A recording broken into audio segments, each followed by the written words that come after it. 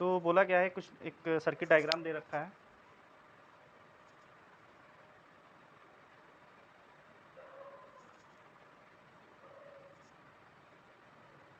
बाकी किसी और को भी डाउट है इसमें?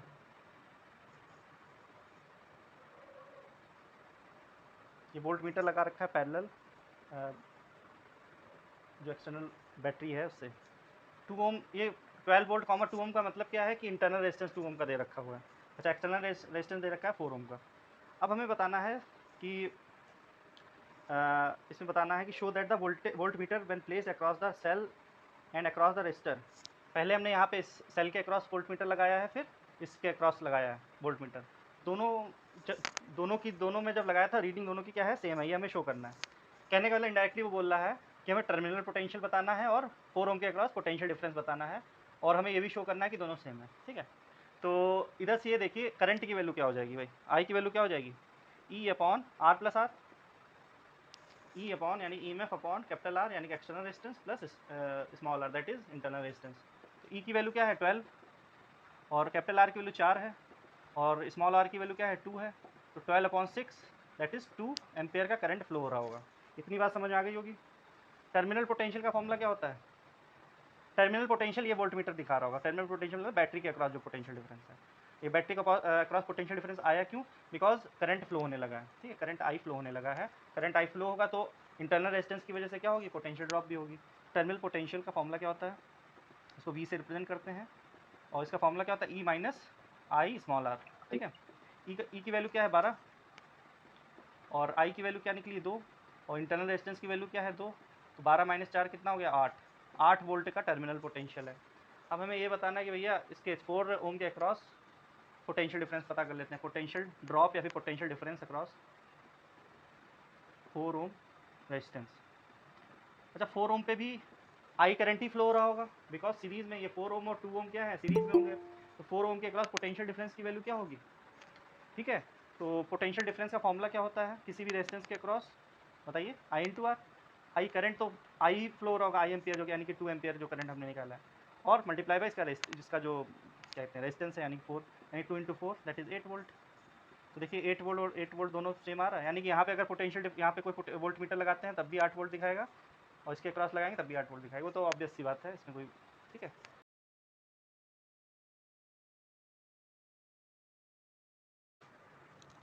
कुछ नहीं, 2 इक्वेशंस बनानी है, सॉल्व हो जाएगा। ठीक है, बोला गया है कि एक बैटरी है जिसका ई एम एफ ई है, इंटरनल रेजिस्टेंस स्मॉल आर है, उसकी करंट की वैल्यू है 0.4 एम्पियर जब एक्सटर्नल रेजिस्टेंस 12 ओम का हो, और करंट उसका 0.25 एम्पियर हो जाता है जब एक्सटर्नल रेजिस्टेंस क्या हो जाए, 25 ओम का हो। तो ई का फॉर्मूला क्या होता है भाई तो ई का फॉर्मूला क्या होता है, बताइए, I capital R plus small R. ठीक है, तो ईएमएफ चेंज नहीं होता है बैटरी का, because EMF is independent of capital R, हम कल पढ़ चुके हैं। ठीक है, तो कंडीशंस जो दी हैं उसके अकॉर्डिंग बात करते हैं। तो ईएमएफ इज इक्वल टू क्या होगा, करंट की वैल्यू हो जाती है पहले केस में 0.5 जब एक्सटर्नल रेजिस्टेंस यानी कि कैपिटल आर की वैल्यू 2 हो, और स्मॉल आर हमें नहीं पता है, स्मॉल आर भी चेंज नहीं होता है। Small R and capital R, small R and capital E are constant quantities, because battery की प्रॉपर्टीज़ हैं वो ना। ईएमएफ भी चेंज नहीं होता, इंटरनल रेजिस्टेंस भी चेंज नहीं होता, ये बात याद रखना, क्योंकि दूसरी कंडीशन दे रखी है करंट हो जाता है 0.25 जब एक्सटर्नल रेजिस्टेंस यानी कैपिटल आर यूज़ होता है 25। भाई एक्सटर्नल चीज़ तो हम चेंज कर सकते हैं ना, बाहर हम पहले हमने 2 ओम का लगाया, बाद में हमने 25 ओम का लगा दिया, वो हमारे पर है। ये 12 है, ठीक है, 12 ओम है, 25 ओम है। अब क्या है, दोनों की वैल्यू इक्वेट कर दो, ये फर्स्ट इक्वेशन है, this is second equation. 0.5 12 plus R, 0.25 25 plus R. इसको सॉल्व करने में आर की वैल्यू 1 ओम आ रही है, और ये 1 ओम की वैल्यू चाहे इस वाली इक्वेशन में रख दो चाहे इसमें रख दो, आंसर आ जाएगा। तो इसमें रख देते हैं, ज़्यादा सही रहेगा। ई की वैल्यू रखने पे 0.15 12 प्लस 1 यानी 13 multiply by 0.5 that is 6.5 volt. This is the required value of EMF.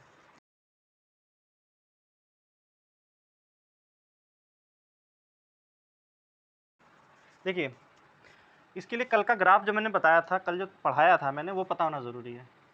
कल हमने बताया था जब टर्मिनल पोटेंशियल और करंट के बीच में ग्राफ प्लॉट करते हैं तो ग्राफ कुछ ऐसा आता है। ठीक है, ये भी उसी टाइप का ग्राफ है। ये क्या होता था भाई, जहाँ पे ये इंटरसेक्ट करता था, यानी कि इंटरसेप्ट होता था। इंटरसेप्ट क्या होता था, v equal to E minus I R, sorry I minus E minus I R, ये होता था फॉर्मूला। ये चीज़ क्या होती थी, यहाँ पे जो इंटरसेक्ट, ये लाइन जहाँ पे वाई एक्सिस को इंटरसेक्ट करती थी वो क्या बोला जाता था, ईएमएफ बोला जाता था, यही तो ईएमएफ होता है। तो इनडायरेक्टली ये जो पॉइंट है, ये वाला पॉइंट, यही क्या होगा, ईएमएफ होगा, ठीक है ना। इसको 1.4 आ जाएगा, सिंपल सी बात है। उसने तभी डॉटेड डॉटेड जो आपका क्या कहते हैं जो ग्राफ दे रखा है उसमें देखिए डॉटेड डॉटेड दे रखा है, क्यों दे रखा है। अगर हम आगे अब देखो कंफ्यूज मत होना कि अगर जैसे अधूरा ग्राफ दिया हो इतना ही, तो इंटरसेप्ट तो होगा ही कुछ ना कुछ। तो इंटरसेप्ट क्या होता है, आगे एक्सटेंड, जहाँ पे एक्सटेंड करोगे पॉजिटिव डायरेक्शन में, तो पॉजिटिव वाई एक्सिस पे, क्योंकि ई की वैल्यू पॉजिटिव ही आ रही थी ना, जो इंटरसेप्ट की वैल्यू थी इस पर्टिकुलर ग्राफ के लिए। तो इंटरसेप्ट की वैल्यू क्या थी, इंटरसेप्ट था वो प्लस ही आ रहा था, यानी प्लस ही का मतलब ये पॉजिटिव वाई एक्सिस पे ही लाई करेगा। तो इसको पीछे एक तरफ एक्सटेंड कर दो, जिस पॉइंट पे भी पॉजिटिव वाई एक्सिस को इंटरसेक्ट करेगा वही इसका इंटरसेप्ट हो जाएगा। तो ईएमएफ की वैल्यू बेटा कितनी हो जाएगी, E is equal to 1.4 volt हो जाएगी, ठीक है, समझ गए ना। क्योंकि हमने ग्राफ से कल पढ़ रखा है कि भैया जहाँ पे वाई एक्सिस पे कटता है, जहाँ पे इंटरसेक्ट करता है, वही ईएमएफ होता है, ठीक है। तो 1.4 वोल्ट हो जाएगा ईएमएफ। सेकंड पॉइंट बोला गया है कि what is the maximum current, ये भी बताओ, ये तो बड़ा इजी है। 0.28। वेरी गुड, जिस पॉइंट पे एक्स एक्सिस को इंटरसेक्ट करेगा वो मैक्सिमम करंट हो जाएगा, तो 0.28 एम्पेयर हो जाएगा, ठीक है। थर्ड पॉइंट, इंटरनल रेजिस्टेंस पता करना। आर की वैल्यू क्या होती है, ईएमएफ अपॉन जिस भी पॉइंट पे, क्योंकि आर क्या होता है, ये स्लोप होती है, slope is equal to minus R होती है, ठीक है। तो स्लोप निकालना है बेसिकली हमें, तो आर की वैल्यू पता जाएगी। स्लोप का फॉर्मूला क्या होता है, perpendicular, that means 1.4 upon base, base की वैल्यू 0.28, ठीक है। इसको सॉल्व करके बता दो वैल्यू, सर 5 ओम 5 ओम हो जाएगा। This will be the value of internal resistance, ठीक है। इस ग्राफ से हमने तीनों चीज़ें पता कर ली, ठीक है।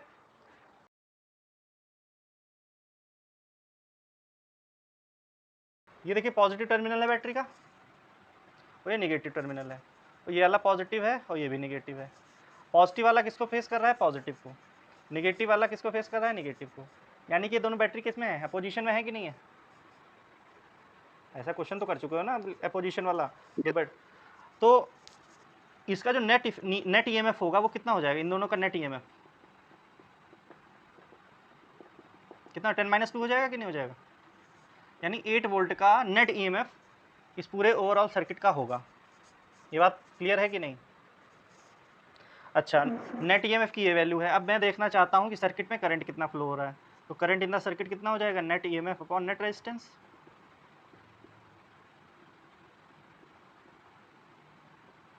तो नेट ईएमएफ तो 8 वोल्ट का है और नेट रेजिस्टेंस कितना है भाई, 3 + 1 + 2 + 2, because all are in series, जितने भी रेजिस्टेंस है सब सीरीज में है, ठीक है। और रेजिस्टेंस आर इन सीरीज, तो 3 + 1 4, 4 + 2 6, 6 + 2 8। तो नेट रेजिस्टेंस कितना हो जाएगा, ऐसे लिख लो यार ज़्यादा सही रहेगा, 3 + 1, जिससे कि याद रहे क्या हुआ है, 3 + 1 + 2 + 2, that is 8, 8/8, that is 1 ampere. That means 1 ampere का करंट इस पूरे सर्किट में फ्लो हो रहा होगा, ठीक है। इतनी बात क्लियर है कि नहीं।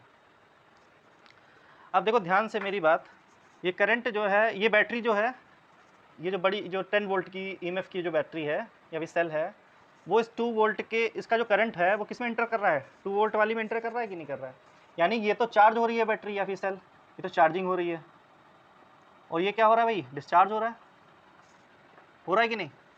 इसका करंट जा रहा है इसमें इंटर, तो याला इसको चार्ज करने के लिए एक सेल चार्जिंग कर रहा है और एक कर रहा है डिस्चार्ज हो रहा है, बिकॉज यहाँ पॉजिटिव से करंट निकल रहा है और इसके पॉजिटिव में इंटर कर रहा है। तो क्या हो रहा है, ये बैटरी तो चार्ज हो रही होगी और ये क्या हो रही होगी, डिस्चार्ज हो रही होगी। ये बात समझ में आई कि नहीं। ये पॉजिटिव टर्मिनल इसके पॉजिटिव से कनेक्ट है, तो हाई पोटेंशियल से लो को पोटेंशियल की तरफ मूव करेगा करंट की नहीं। ये 10 वोल्ट का है, 2 वोल्ट का है, तो करंट कैसे मूव करेगा, इसकी तरफ मूव करेगा, यानी कि इस बैटरी के पॉजिटिव टर्मिनल में इंटर करेगा करंट, यानी कि इसको चार्जिंग करेगा और अपना खुद डिस्चार्ज हो रहा होगा। ये बात समझ में आई कि नहीं।